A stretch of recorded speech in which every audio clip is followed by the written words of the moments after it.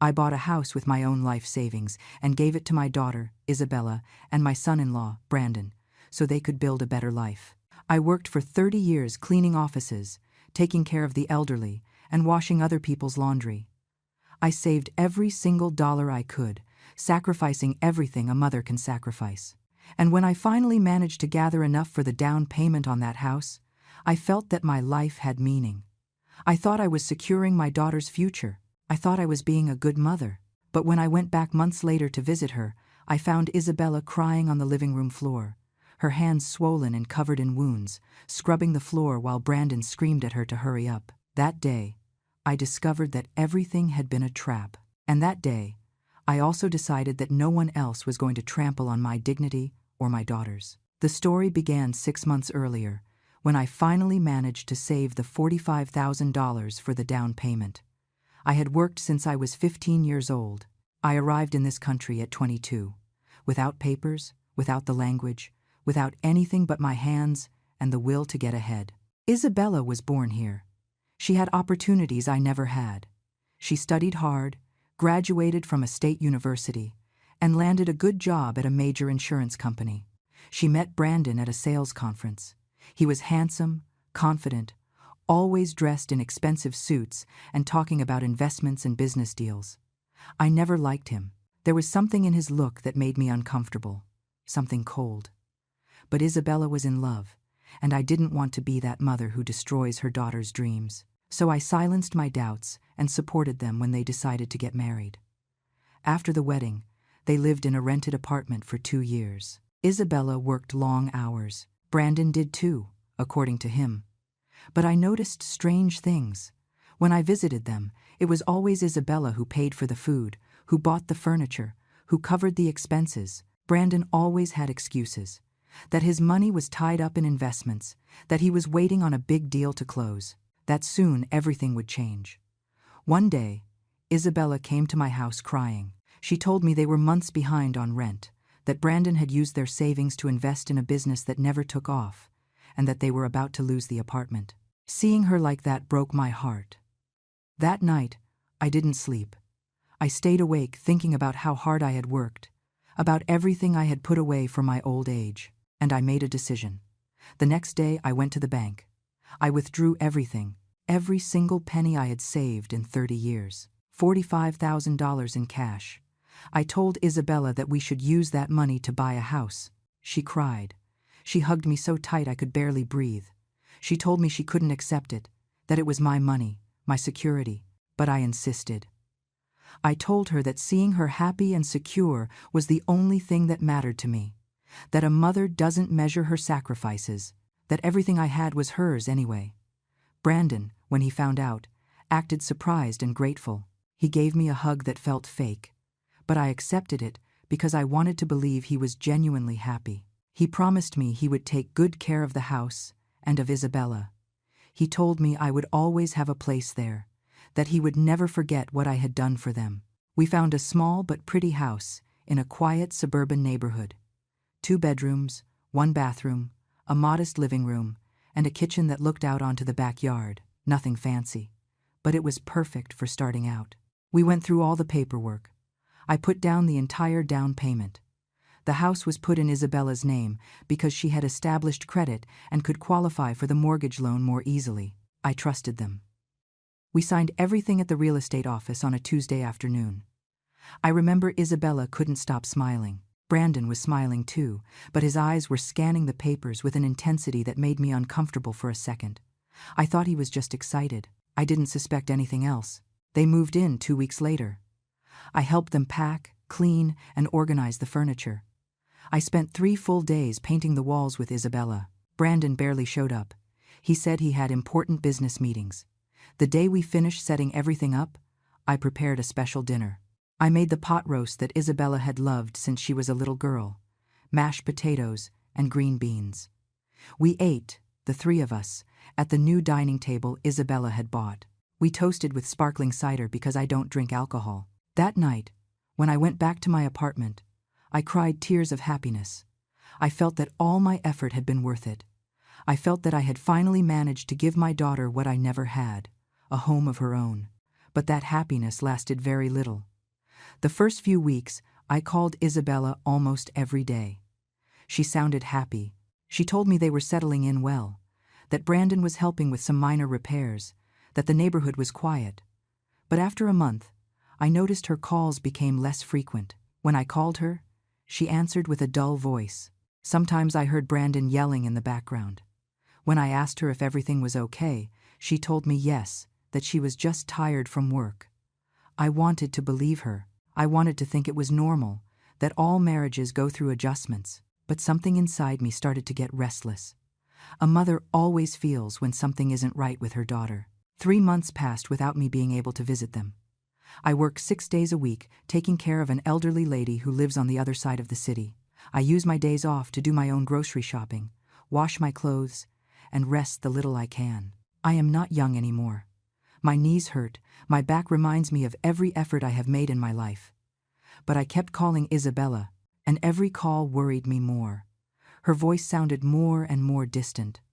Sometimes she said she couldn't talk because Brandon was resting and she didn't want to make noise.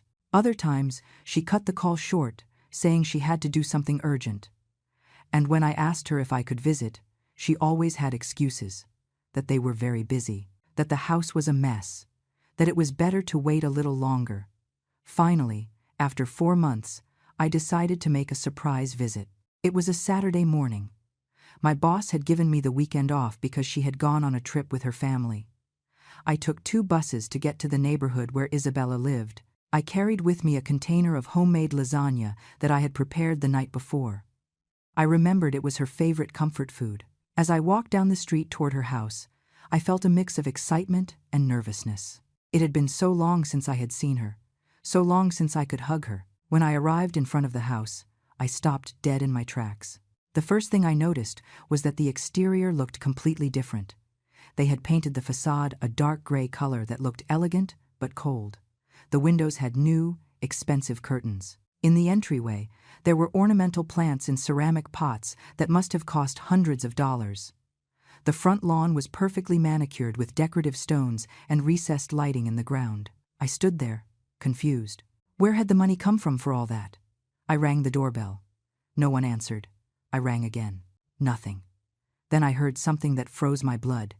It was Brandon's voice yelling from inside. I couldn't distinguish the words, but the tone was violent, aggressive.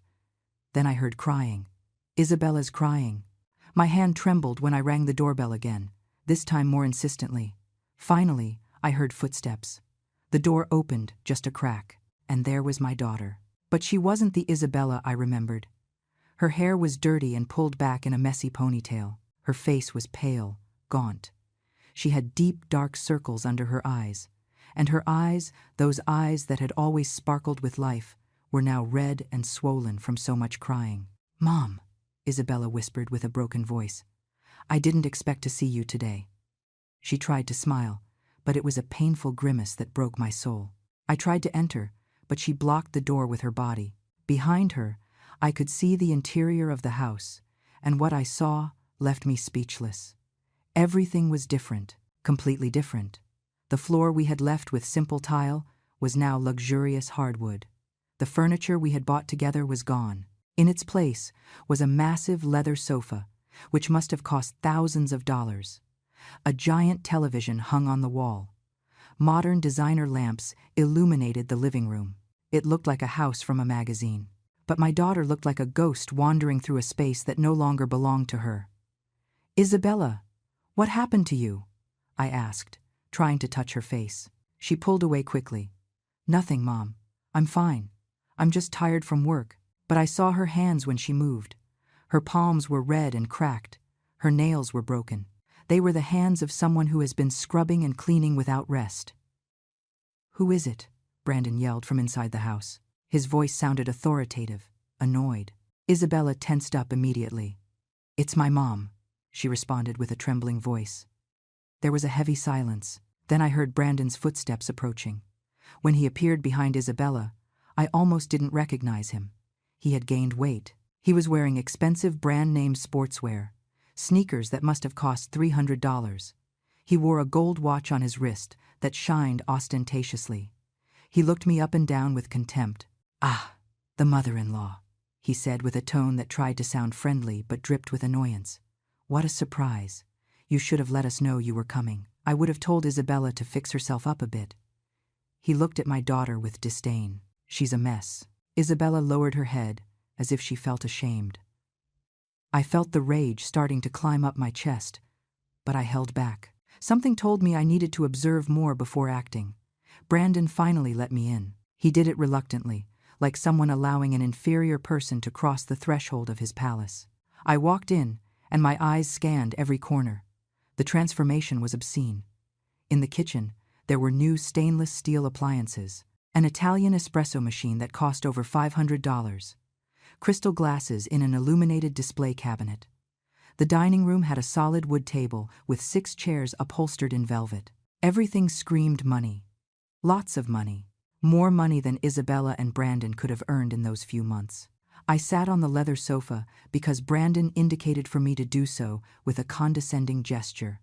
Isabella remained standing by the kitchen door, as if she were waiting for orders, as if she weren't the owner of that house. Brandon sat across from me with his legs spread wide, taking up all the space he could.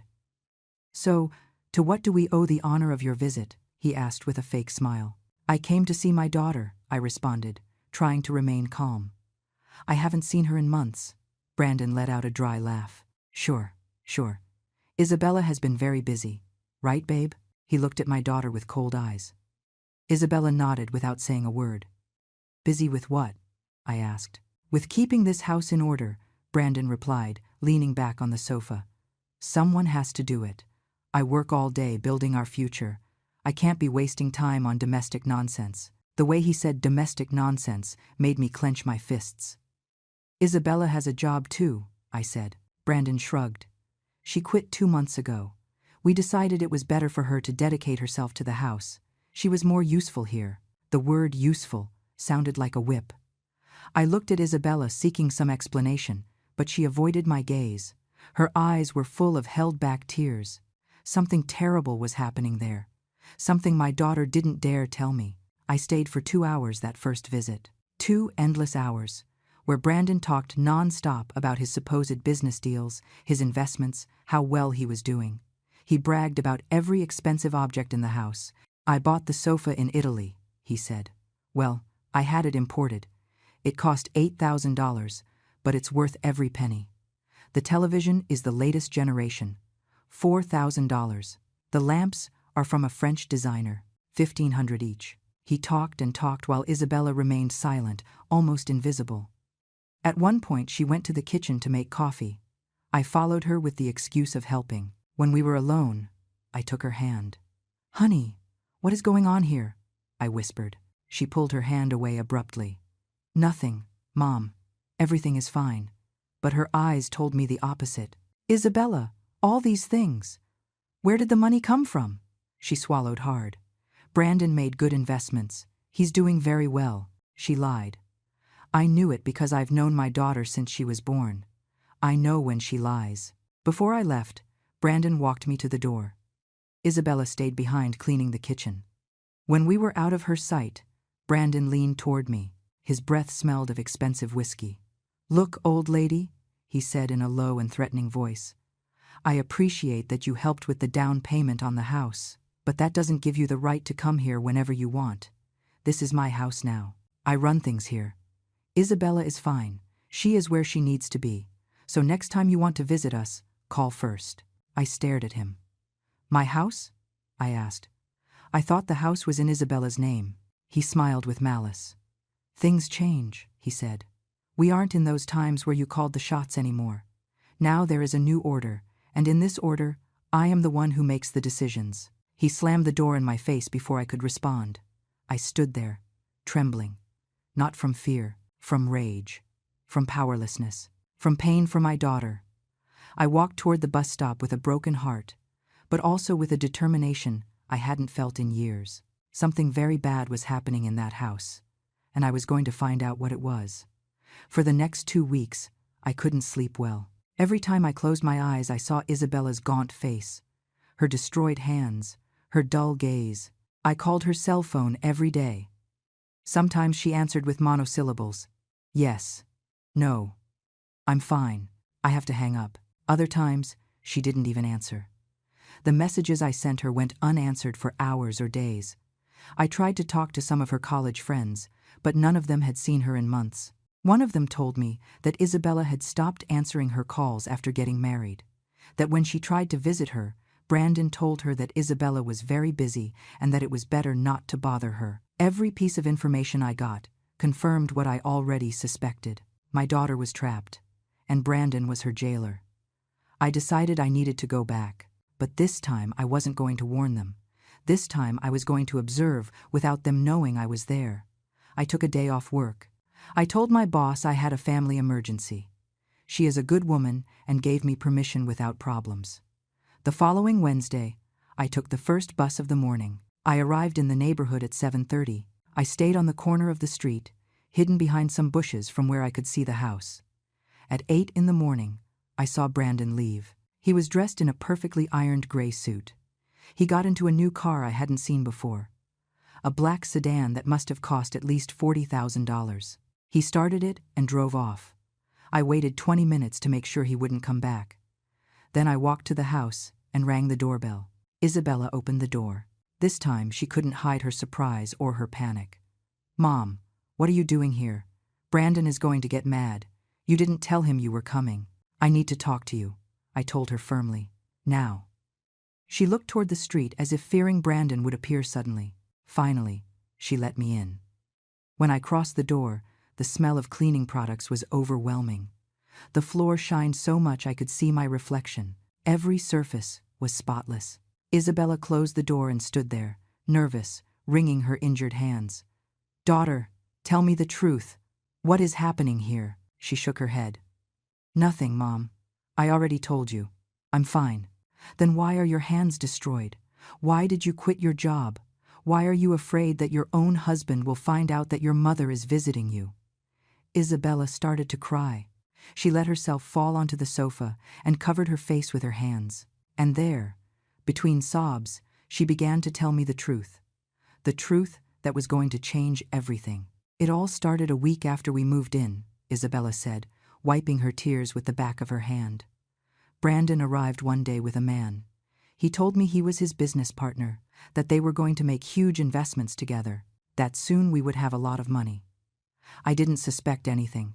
I trusted him. That night, Brandon asked me to sign some papers. He said they were bank documents, routine things for the house loan.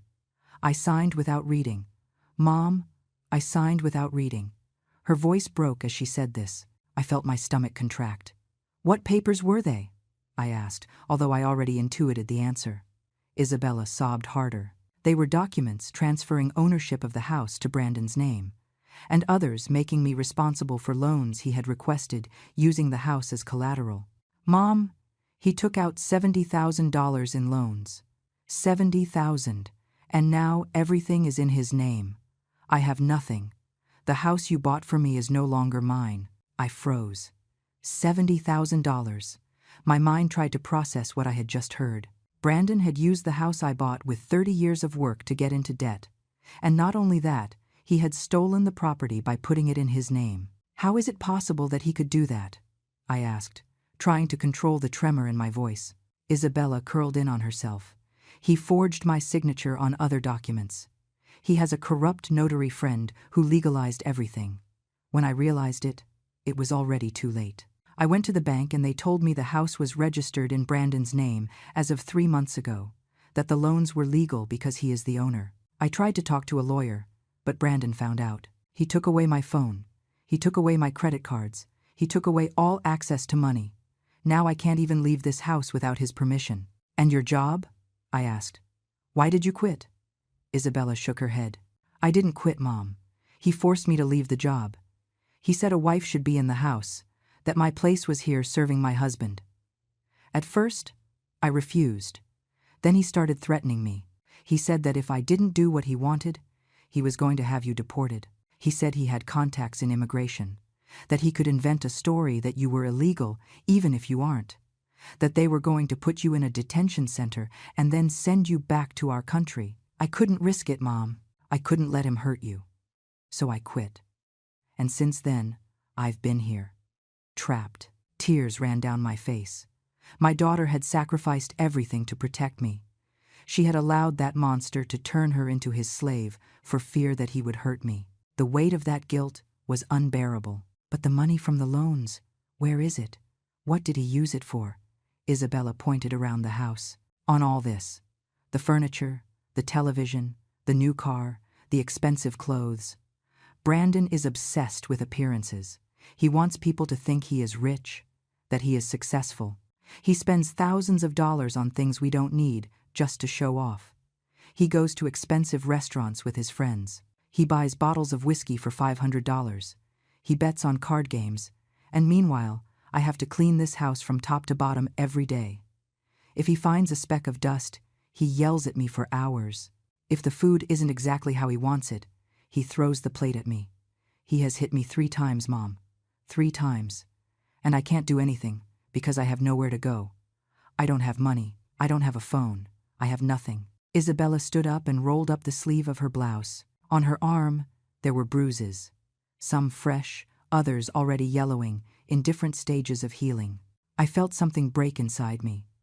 I stood up and hugged my daughter with all the strength I had. She clung to me and cried like she hadn't cried since she was a child. "Forgive me, Mom," she said between sobs. "I ruined everything. I wasted your sacrifice." "No," I whispered with a firm voice. "You didn't ruin anything. He is a thief and an abuser. But I swear to you by everything that matters to me that we are going to fix this. We are going to get that house back. We are going to get him out of your life, and you are going to be free again." Isabella shook her head hopelessly. "There is no way, Mom. He has all the power. He has the house in his name. He has legal documents. He has contacts. We are nobodies." I grabbed her face and forced her to look me in the eyes. "Listen to me closely. I came to this country with nothing. I survived 30 years doing whatever was necessary. I raised a daughter all by myself. I saved $45,000 cleaning toilets. I am not going to let a parasite like Brandon get away with this. Daughter, I am no longer the same woman who let herself be trampled on. I don't swallow my pride anymore. I don't lower my head anymore. And he is going to learn that the hard way." I stayed with Isabella until noon. We talked about everything that had happened in those months. She told me details that made the level of abuse increasingly clear. Brandon woke her up at 5 in the morning to make him breakfast. If the coffee wasn't perfect, he threw it on the floor and forced her to clean it immediately. During the day, while he was out, she had to clean the whole house, wash clothes, iron his shirts, prepare the food. If something wasn't ready when he arrived at 6 in the evening, there were consequences. Screaming, insults, sometimes blows. Isabella showed me once where Brandon had shoved her against the wall because dinner was lukewarm. She had hit her back and had to endure the pain in silence because he forbid her from going to the doctor. "You can't go out," he had told her. "Nothing happened here. You fell by yourself because you're clumsy." She also told me about the humiliations. Brandon invited friends to the house and made Isabella serve them as if she were a maid. "Bring us beer, make snacks, clean this," and all in front of the guests who laughed at the orders he gave her. Once, one of his friends told Brandon he had his woman well trained. Brandon had replied that a wife must know her place, and Isabella had to endure those words with her head down and tears held back. She told me she barely ate anymore because Brandon controlled all the food. He served himself large portions and left her barely the leftovers. "If you want to eat more, work more," he told her. I looked at my daughter and saw a ghost. Her clothes were too big for her. She had lost at least 20 pounds. Her skin looked grayish. She had a cough that wouldn't go away. But Brandon didn't allow her to buy medicine. He said that was throwing money away. Before leaving, I made Isabella promise me she would hold on a little longer, that she wouldn't do anything drastic, that I was going to find a way to get her out of there, but I needed time to plan things well. She looked at me with eyes full of fear. "Mom, if Brandon finds out you talked to me, that you know all this, he's going to get furious. He can hurt both of us." "I know," I replied.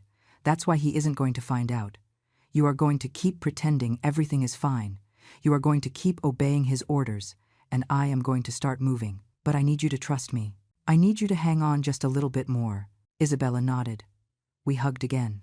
When I left the house, I looked toward the neighbors' windows. I wondered if any of them knew what was happening inside there, if they had heard the screams, if they had seen Isabella crying, or if everyone simply pretended not to see anything because that is easier. That way, they don't have to face the uncomfortable reality that abuse happens everywhere, even in nice neighborhoods with freshly painted houses. I walked down the street with a plan forming in my mind. I needed help. I needed proof. I needed allies. And above all, I needed to understand exactly what documents Brandon had signed and how I could reverse the fraud. I passed several houses until I saw a woman of about 60 watering her plants in the front yard. I approached carefully. "Excuse me," I said. She looked up. She was a woman with short gray hair, glasses, and a kind expression. "Yes. How can I help you?" she asked. "I am Isabella's mother, the one who lives 3 houses down." The woman changed her expression immediately. "Oh, that poor girl. My name is Margaret. Please, come in. We have to talk." And just like that, in the garden of a complete stranger, the second part of my plan began. The part where I stopped being the scared mother and became the woman who was going to destroy Brandon piece by piece. Margaret took me to her living room and poured me a hot tea. "Sit down, please," she told me with genuine concern in her voice. I knew something bad was happening in that house. I've been living here for 8 months, and I've seen things that have kept me up at night. I sat on her sofa, and for the first time in weeks, I felt I wasn't alone. "Tell me everything you have seen," I asked. Margaret sighed deeply. "It started about 4 months ago. I would hear screams at night. A man's voice insulting, horrible words, useless, stupid, trash. And then I would hear crying. At first I thought it was a normal couple's argument, but then I started seeing Isabella in the backyard. She always looked scared, always looking toward the house as if fearing someone was watching her. Once I saw her with a bruise on her arm. I tried to talk to her, but she practically ran back inside. "Have you seen Brandon?" I asked. Margaret nodded with disgust on her face. "That man is a conceited cockroach. He leaves every morning, dressed as if he were an executive of some major company. But I know the truth. My son works at the neighborhood bank. He told me Brandon applied for several loans using that house as collateral, large loans, and he has spent all the money on nonsense. My son says the payments are overdue, that the bank is already considering starting foreclosure proceedings if he doesn't pay soon." I felt a dagger in my chest. "So the house is in danger of being foreclosed on?" Margaret nodded. "If Brandon doesn't pay what he owes in the next 3 months, the bank is going to take the property, and your daughter is going to be left on the street, with nothing. I need proof of everything that is happening," I told her with determination. "I need to record his screams, photograph my daughter's bruises, get documents that prove the fraud." Margaret looked at me with respect. "You are a brave woman. I am going to help you. I have a security camera in my yard that points toward the street and manages to capture part of their yard. I have already recorded some things. Screams. Brandon pushing Isabella outside one night. I can share those videos with you." My heart beat faster. That would be invaluable. Margaret got up and went to her computer. She showed me several videos. In one, you could see Brandon arriving late at night, stumbling drunk. In another, his screams were clearly audible, insulting Isabella. There was one especially disturbing video where you could see Isabella sitting on the back porch crying, with her head in her hands, while Brandon yelled from inside that she should go back to clean the bathroom because it wasn't perfect. "Do you know a lawyer?" I asked. "I need legal advice to recover that house and protect my daughter." Margaret thought for a moment. "My nephew is a lawyer. He specializes in fraud and domestic violence cases. He is good at what he does and has a good heart. I can call him if you want." "Please," I responded. "I need to talk to him as soon as possible." Margaret took her phone and dialed. She spoke briefly with someone and then passed me the device. On the other end of the line, I heard a professional but warm male voice. "Good morning. My aunt tells me you need urgent help. My name is Michael Dawson. I am an attorney specializing in family law and real estate fraud. Tell me your situation." I took a deep breath and told him everything, every detail. The down payment I had paid, the house in Isabella's name, Brandon's fraud, the loans, the abuse, everything. Michael listened without interrupting. When I finished, there was a brief silence. Then he spoke with a firm voice. "Ma'am, what your son-in-law did is a federal crime. Forging documents, transferring property through fraud, using domestic violence to control his wife. All of that is legally actionable. But I need you to understand something important. These types of cases require solid evidence. Your daughter's testimony isn't enough. We need documentation, recordings, medical evidence of the beatings, witnesses." "I have some things," I responded. "Videos from a neighbor. And I can get more." "Perfect," said Michael. "Then we are going to work together.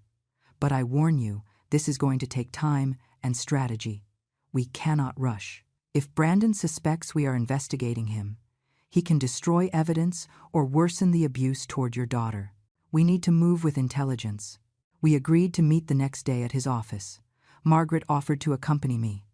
That night I slept better than I had slept in weeks. For the first time, I felt there was a path, that there was hope. The next day, I arrived at Michael's office at 9 in the morning. It was a modest but professional place. Michael was a man of about 40, with glasses and a serious but kind expression. He greeted me with a firm handshake. "Sit down, please. We are going to review everything step by step." He took out a notepad and started taking notes while I spoke. He asked specific questions. "Do you have receipts for the down payment?" "Yes, I have everything." "Do you have a copy of the original deed?" "Yes." "Did your daughter sign the transfer documents voluntarily?" "No, she was tricked." "Perfect. That is coercion and fraud." Michael explained the legal strategy to me. "First, we are going to request from the Recorder of Deeds all documents related to that house. We are going to review every signature, every date, every notary involved. If there are irregularities, and I am sure there are, we can challenge the property transfer. Second, we are going to document the domestic abuse. Your daughter needs to go to a forensic doctor so they can record her injuries. We need those official medical photographs. Third, we are going to collect all evidence of psychological violence, financial control, and threats. The videos the neighbor has are an excellent start. Fourth, we are going to investigate the loans Brandon requested. If he used forged documents or fraudulent information, that is another crime. And fifth, we are going to prepare a restraining order to protect your daughter when the time comes to confront him." "How long will all this take?" I asked. Michael was honest. "Between 4 and 6 weeks to gather everything necessary. But ma'am, I promise you that when we confront that man, he is going to fall in a way he will never be able to get up from. He is going to lose the house. He is going to face criminal charges. And your daughter is going to be free." I nodded. "I will do whatever is necessary." He smiled slightly. "I know. I can see the determination in your eyes. You remind me of my own mother, a woman who never gives up." I left that office with a folder full of documents I needed to get and a list of actions I had to take. The plan was in motion. Now I just needed to execute it with precision and patience. Lots of patience. Because Brandon had no idea about the storm that was forming around him. During the next 4 weeks, I became a woman on a mission. Every day off I had, I dedicated to gathering evidence against Brandon. Margaret became my most important ally. She installed a second camera in her backyard that captured Isabella's house better. Every night, we reviewed the recordings together. And what we saw was worse than I imagined. Brandon yelled every day, every single day. Not a single day passed without him insulting my daughter. He called her stupid for not ironing his shirts well. He called her useless because dinner wasn't ready exactly at 6. One night we recorded him throwing a plate of food at her because according to him it was too salty. The plate smashed against the wall, and Isabella had to clean everything up while he kept screaming. Every video I watched hardened me more, made me more determined, more relentless. I also managed to convince Isabella to visit a doctor. It was difficult because Brandon controlled her every move. But one day I told her she had a fake medical appointment with me, and I needed her to accompany me. Brandon agreed reluctantly. We went to a clinic where Michael had coordinated everything with a trusted forensic doctor. The doctor examined Isabella and documented every bruise, every wound, every mark on her body. She had bruises on her arms, on her ribs, on her back. Her hands were full of small chemical burns from cleaning products. She had a cracked rib that never healed properly. The doctor took official photographs, wrote a detailed report, and gave us certified copies of everything. When we left there, Isabella was trembling. "Mom, if Brandon finds out about this, he's going to kill me." "He isn't going to find out," I promised. "And when the time comes to use this, he won't be able to touch you ever again." Michael worked in parallel, investigating the house documents. After 2 weeks, he summoned me urgently to his office. "Elena, I found something huge." He had papers scattered on his desk. The notary who legalized the property transfer to Brandon's name was disbarred last month for forging documents in other cases. This means all documents he notarized are under automatic suspicion. Furthermore, I checked the dates of the signatures. According to the documents, your daughter signed the transfer on March 15th, but I obtained the records from the hospital where she was admitted that same day for food poisoning. There is medical proof that she couldn't have signed anything that day. It is impossible. I felt a wave of hope. "So we can prove it is fraud." Michael nodded with a smile. "Not only can we prove it, we can destroy every document Brandon presented. Everything is fake. Everything. But there was more. Michael discovered that Brandon had applied for the loans using false information about his income. He presented documents from a company that doesn't even exist. He forged bank statements. He lied about having a management job he never had. The bank still doesn't know they were deceived. But when we show them, they are going to go after Brandon with everything. Plus, I found something else. Brandon has gambling debts of over $30,000 with dangerous people, illegal loan sharks. That explains why he took out so much money in loans. It wasn't just to buy expensive things. He needed to pay those loan sharks or face grave consequences. My blood boiled. So he used my daughter's house as collateral to pay his gambling debts. Exactly, confirmed Michael. This man is a financial disaster waiting to explode, and your daughter is trapped in the middle of it all. Meanwhile, I kept visiting Isabella whenever I could. Always when Brandon wasn't there. Little by little, she started to recover some hope. At first, she didn't believe we could beat him. "He has all the power, Mom," she said. "He has the house in his name. He has documents. He has contacts." But I showed her every piece of evidence we were accumulating. The videos, the medical reports, the forged documents. With every piece of evidence I showed her, I saw how her gaze changed, how it went from fear to determination, how she started to believe that maybe, just maybe, we could get out of this. One afternoon she told me something that broke me and strengthened me at the same time. "Mom, all my life I saw you work like a mule. I saw you sacrifice for me without ever complaining. I thought that meant women had to endure everything. But now I see I was wrong. You didn't endure out of weakness. You endured because you were strong. And now you are teaching me that you also have to be strong to say enough. Thank you, Mom. Thank you for not abandoning me." We also needed more witnesses. Margaret introduced me to other neighbors who had noticed strange things. An older gentleman who lived next door told me Brandon parked his new car blocking his driveway constantly. When he asked him to move it, Brandon insulted him and threatened him. The gentleman had noted the dates and times of every incident. A woman who lived across the street told me she had seen Brandon arrive drunk several times and cause scenes in the street. Once he had vomited on her front lawn and never cleaned up the mess. Another neighbor told me Brandon had organized loud parties until 3 in the morning, and when they asked him to lower the volume, he threatened to call immigration, even though they were all citizens. Every testimony was one more piece of the puzzle. Every story confirmed what we already knew. Brandon wasn't just a domestic abuser. He was a violent, fraudulent man, dangerous to the whole community. 5 weeks into the investigation, Michael called me. "Elena, we are ready. We have everything we need. Documents proving the fraud, videos proving the abuse, neighbor testimonies, medical reports, bank evidence, everything. Now comes the most important part. We are going to confront him publicly. But I need you to trust me and follow the plan exactly as we designed it. If Brandon suspects something ahead of time, he can run or destroy evidence. We need to surprise him." My heart beat strongly. "Tell me what I have to do." Michael explained the plan in detail. "We are going to organize a family gathering at the house. You are going to tell Brandon you want to make peace, that you want to smooth things over, that you want to talk about the future. He is going to accept because he thinks he has everything under control. We will invite some close relatives and key neighbors as witnesses. I will be there as your lawyer. And in that meeting, in front of everyone, we are going to expose every lie, every fake document, every act of violence. We are going to take off his mask. And then we are going to take everything from him. The plan was perfect, bold, risky, but necessary, because Brandon needed to be exposed, not just legally but socially. I needed all the people he had deceived with his facade of a successful man to see who he really was: a fraud, a thief, a coward who beat women. I accepted without hesitation. Tell me when and where. I will be ready. Michael smiled. Saturday in 2 weeks, at 11 in the morning. In the house he stole from your daughter. We are going to get it back. And he is going to lose everything. I left that office feeling something I hadn't felt in months.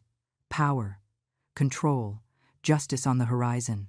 Brandon had spent months believing he was invincible, that he could abuse, steal, and lie without consequences.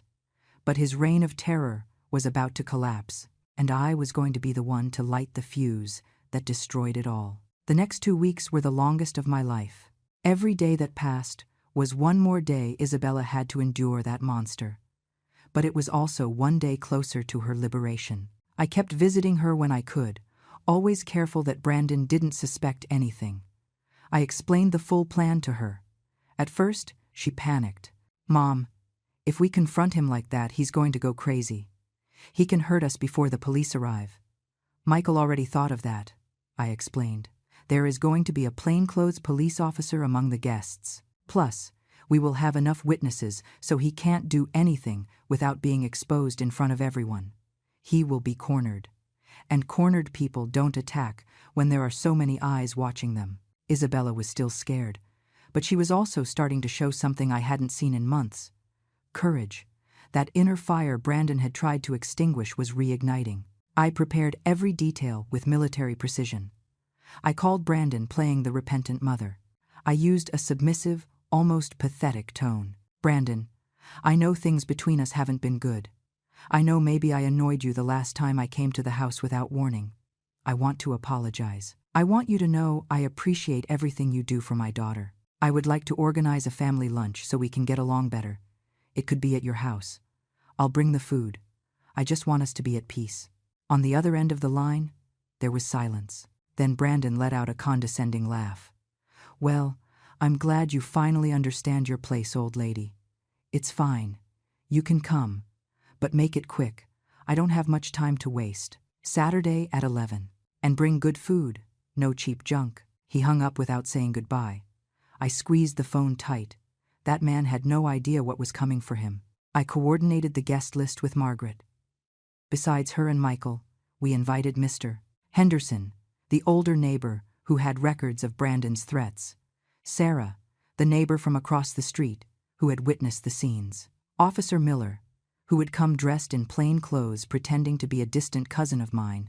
I also invited 2 of Isabella's college friends she hadn't seen in months.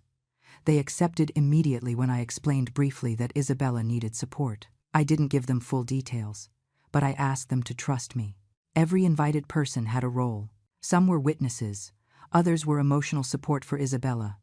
All together formed a net Brandon wouldn't be able to break. The trap was ready. We just needed the rat to fall into it. Friday night before the big day, I went to Margaret's house. She had prepared coffee and cookies. We sat in her living room. "Elena, tomorrow is going to be a difficult day," she told me seriously. "Brandon is going to react badly. He is going to deny everything. He is going to attack. He is going to try to manipulate the situation. You need to be prepared to stand firm no matter what he says." "I know," I responded. "I have thought of every possible reaction. I have mentally rehearsed every answer. Tomorrow he is going to see a different woman. I am no longer the submissive mother-in-law he can intimidate. I am the woman who is going to take everything from him." Margaret smiled. "You remind me of myself when I confronted my ex-husband 20 years ago. He also believed he could control me forever. But there is a moment in every woman's life where she decides enough is enough. That moment is when we become unstoppable. And you, Elena, have already crossed that point. There is no turning back.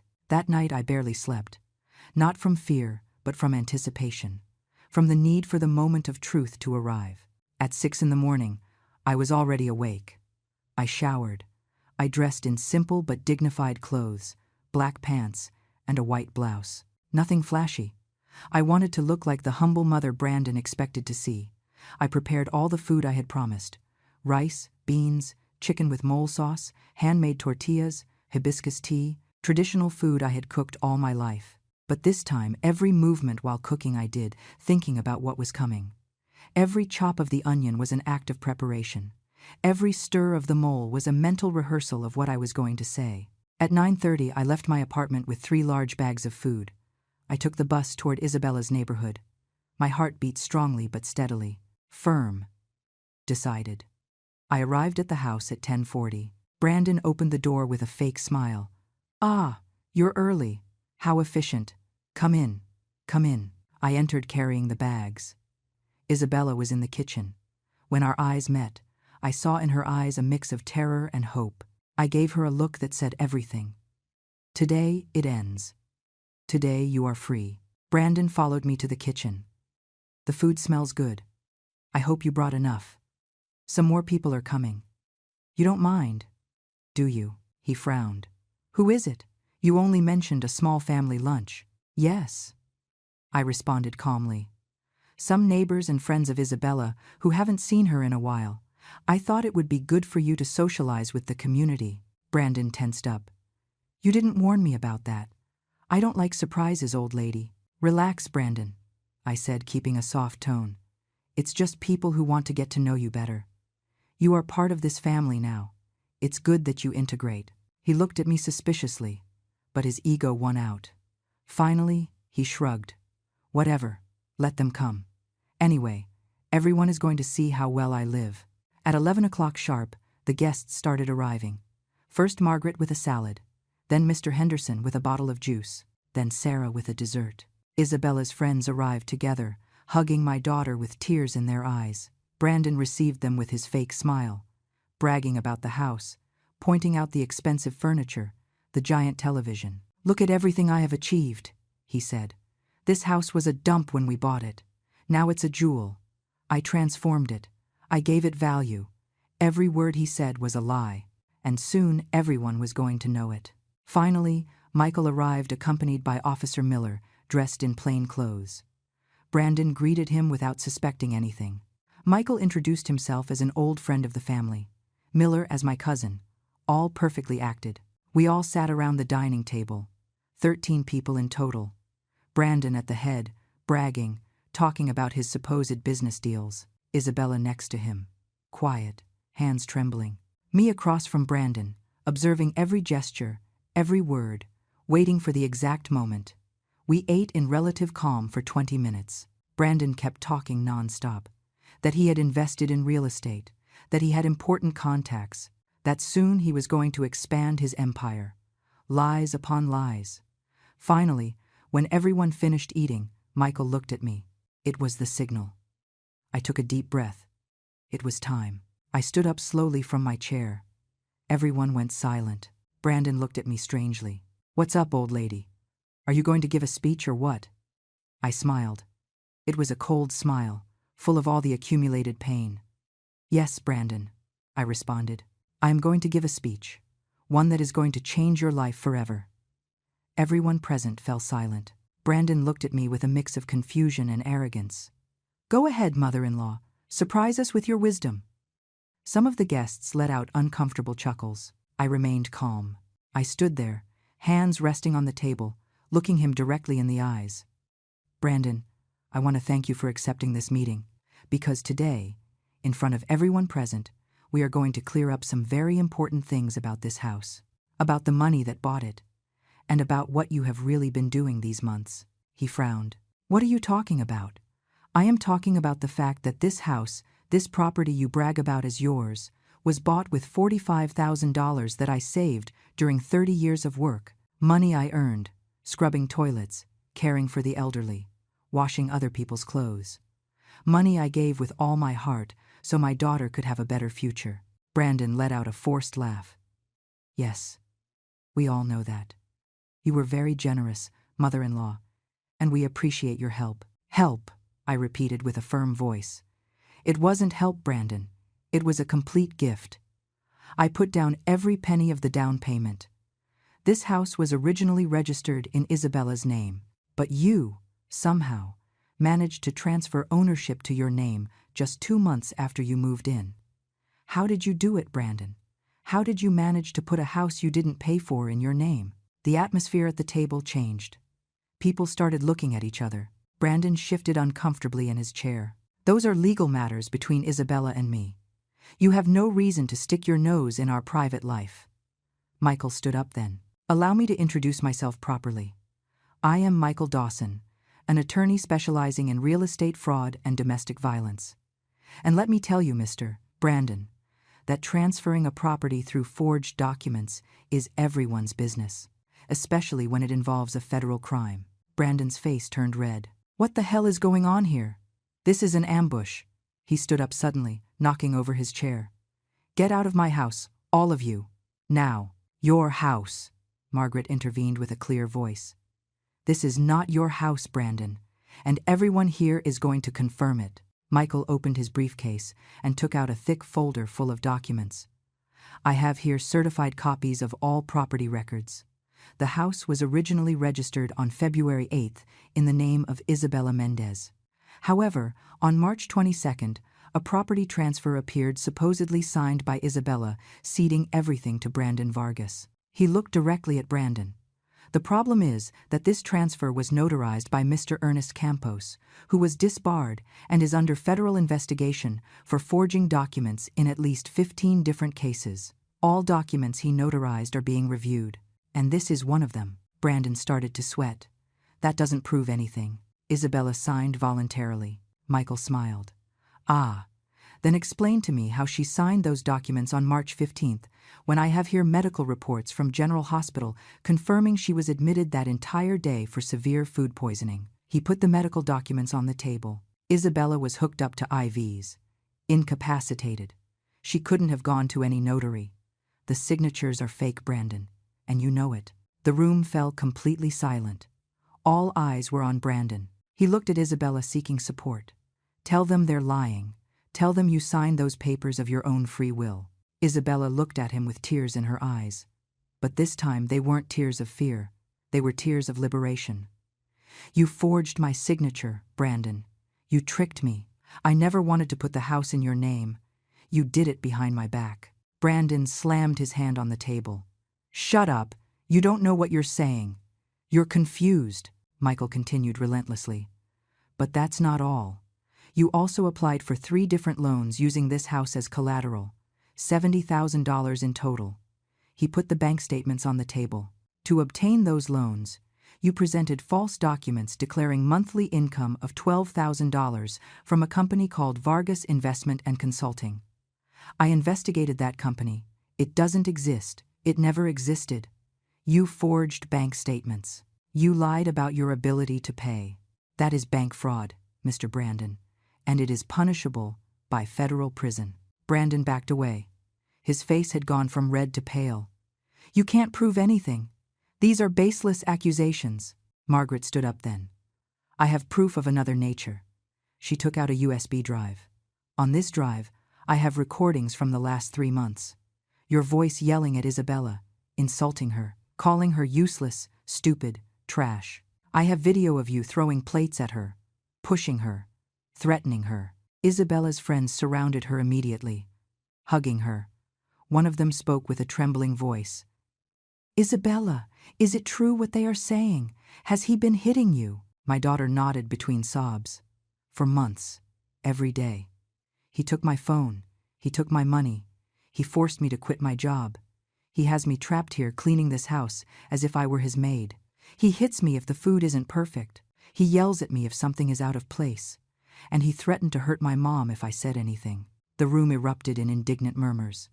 Mr. Henderson stood up, pointing at Brandon. I have also been a victim of his threats. He told me if I complained again about his car blocking my driveway, he was going to have me deported. I've been a U.S. citizen for 30 years. But he didn't care. He threatened me anyway.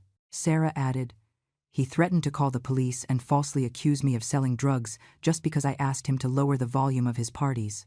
This man is a thug. Brandon started to get desperate. You are all lying.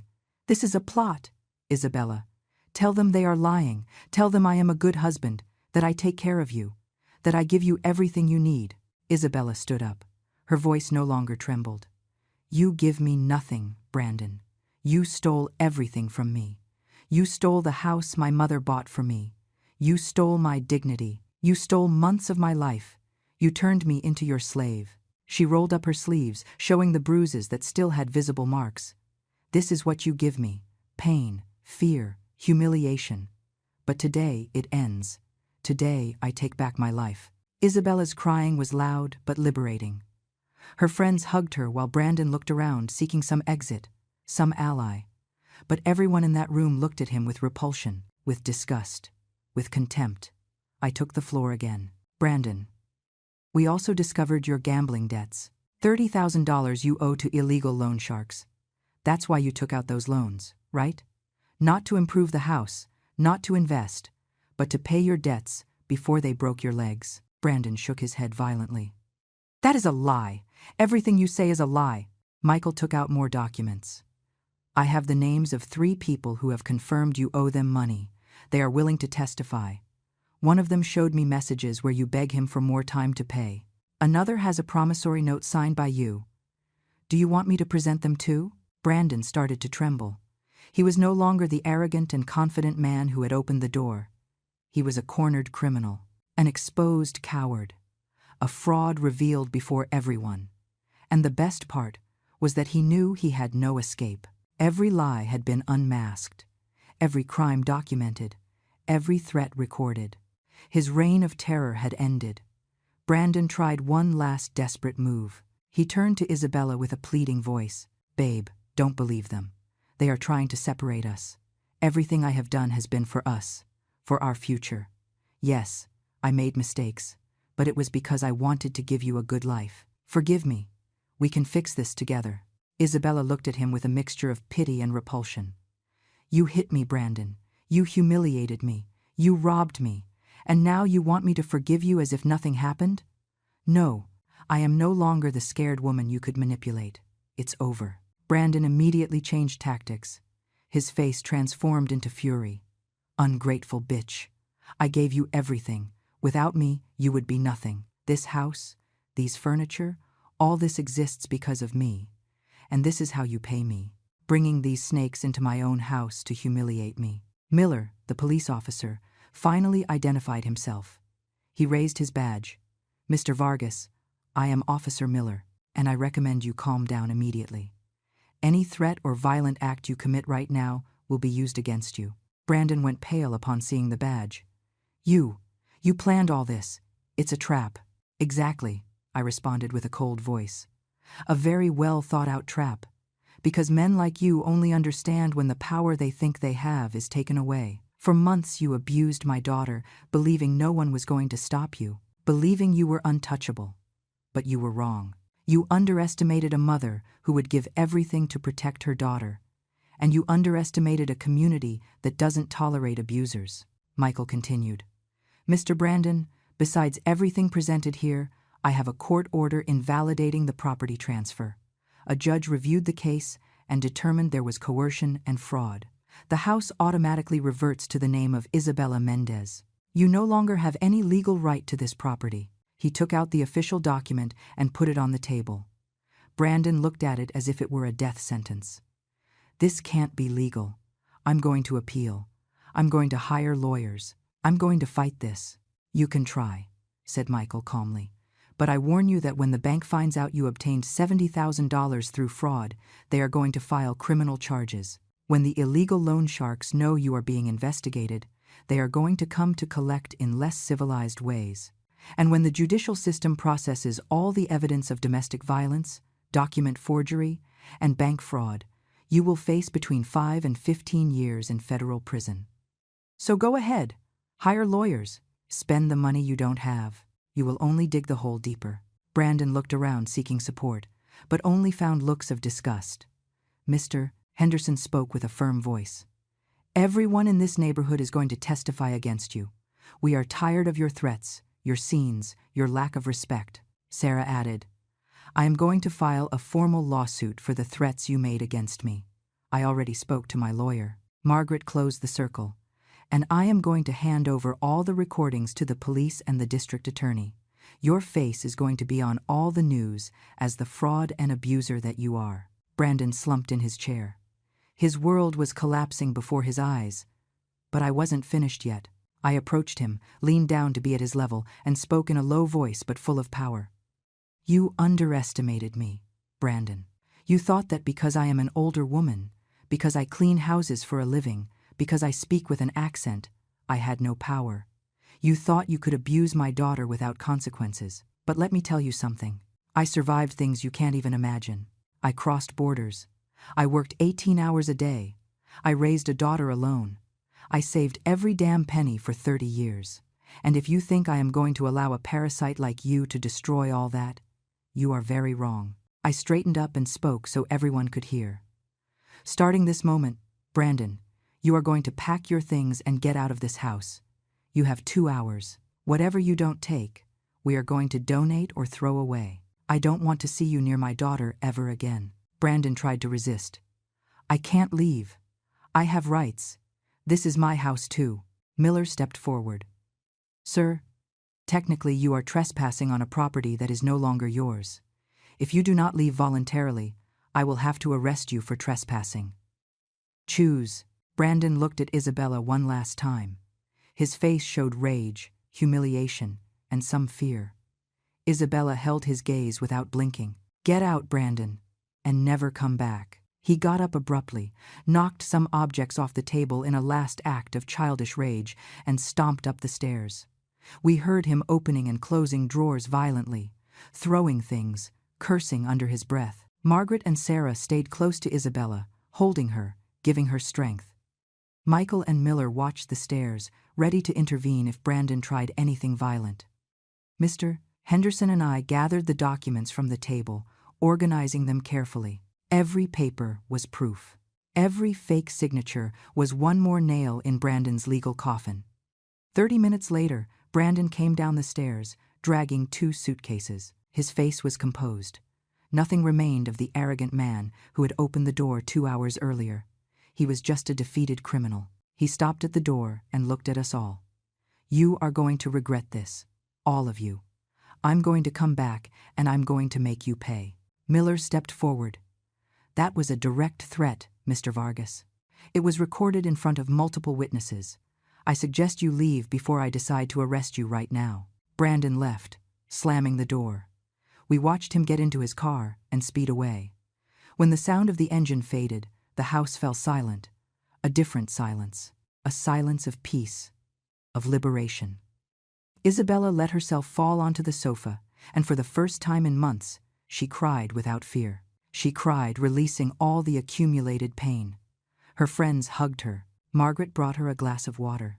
I sat next to her and stroked her hair, like when she was a little girl. Michael began to explain the next legal steps. "We are going to file a permanent restraining order against Brandon. He won't be able to get within 100 yards of this house or Isabella. We are also going to notify the bank about the fraud. They are going to cancel the illegally obtained loans. Isabella won't be responsible for those debts. And we are going to work with the prosecutor's office so Brandon faces criminal charges.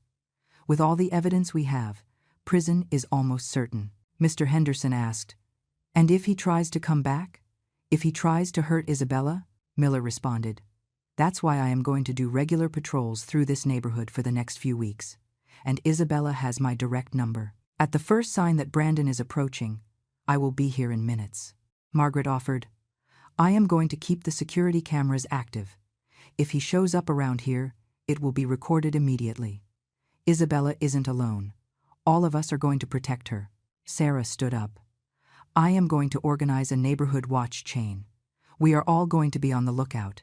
If we see Brandon's car or any suspicious activity, we will alert each other immediately. This neighborhood looks after its own, and Isabella is one of us." Isabella's friends also promised to visit her regularly.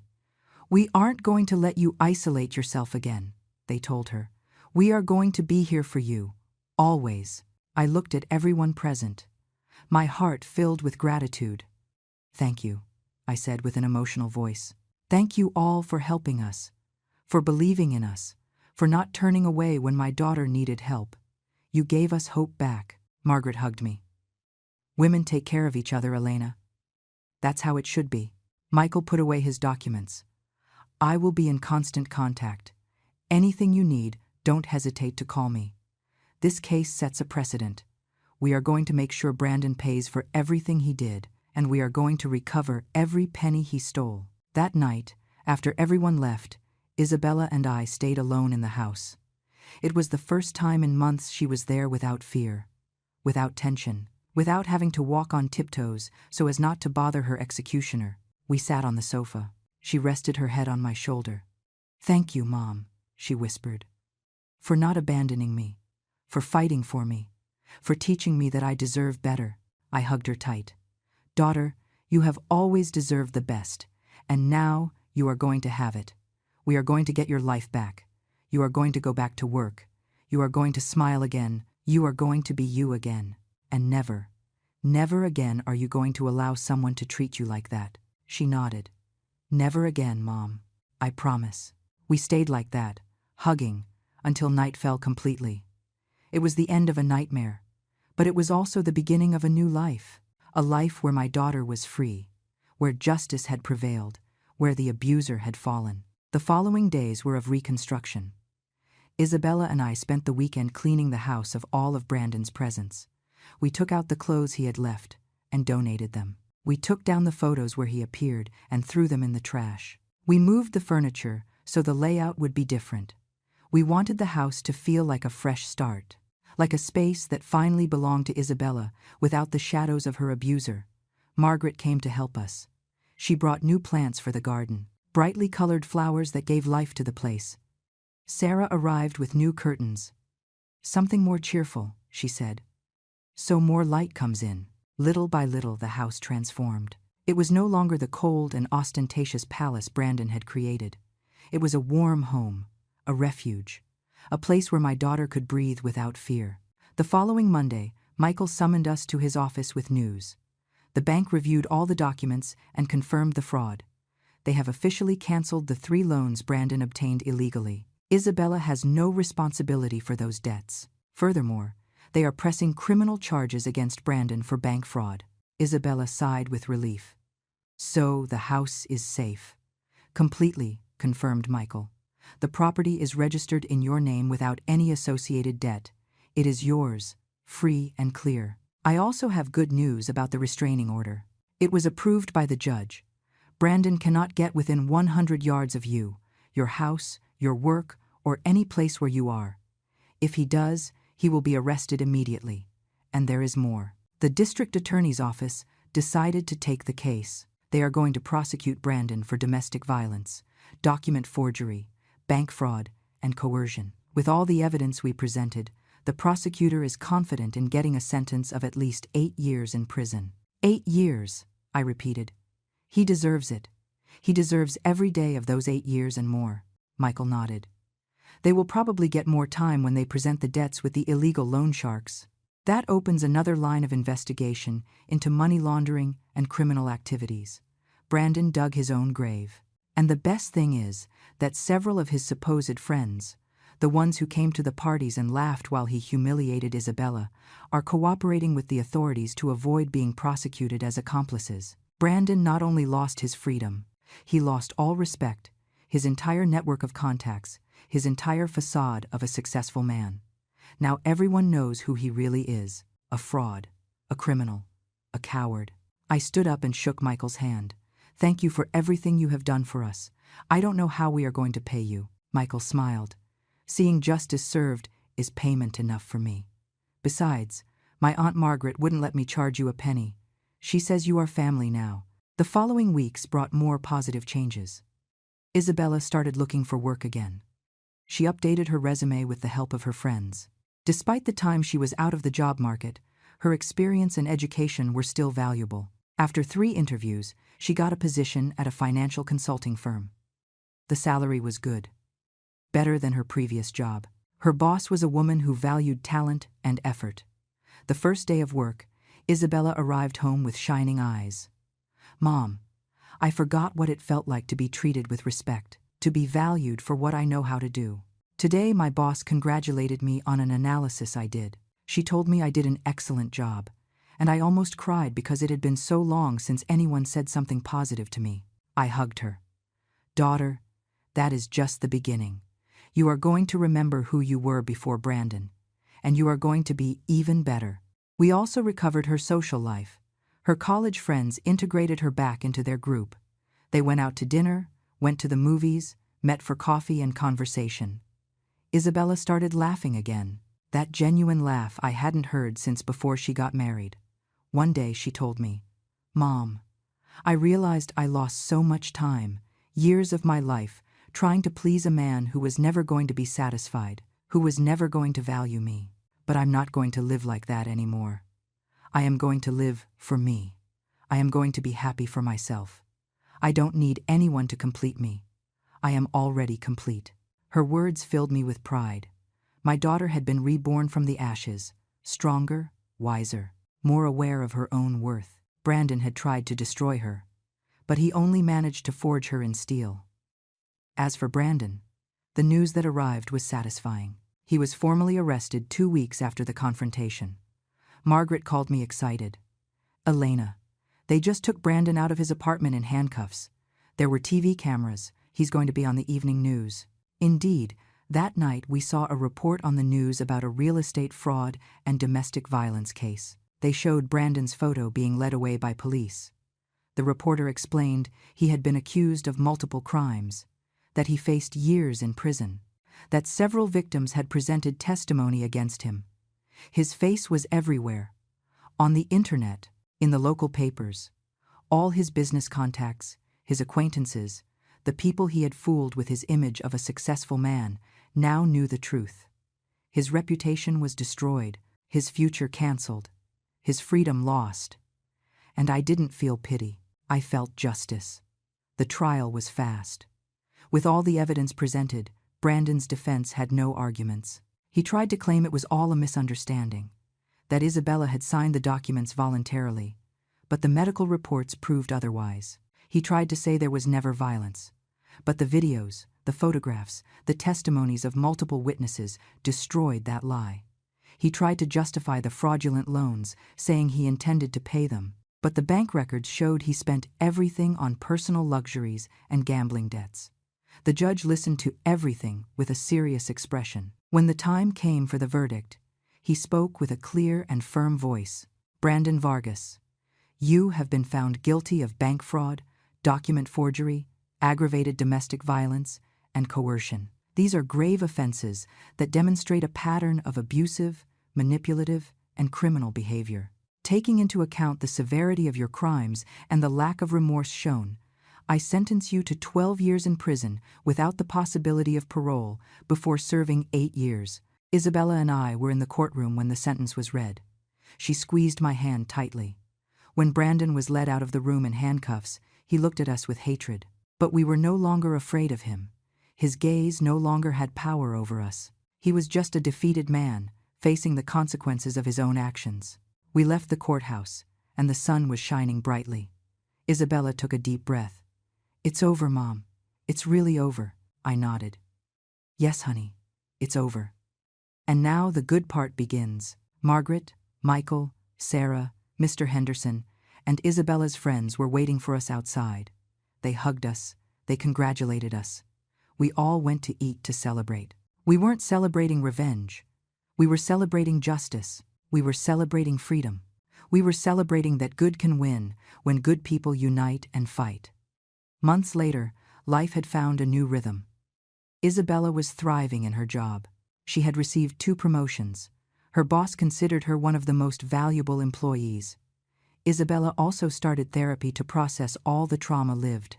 Little by little, she healed the emotional wounds. I kept working, but now with more tranquility, knowing my daughter was okay, that she was safe, that she was happy. The house became a place for gatherings. Margaret and I became close friends. We drank coffee together every Sunday. Isabella's friends came over frequently. The neighborhood that was previously just a collection of houses was now a community, a network of people who looked out for each other.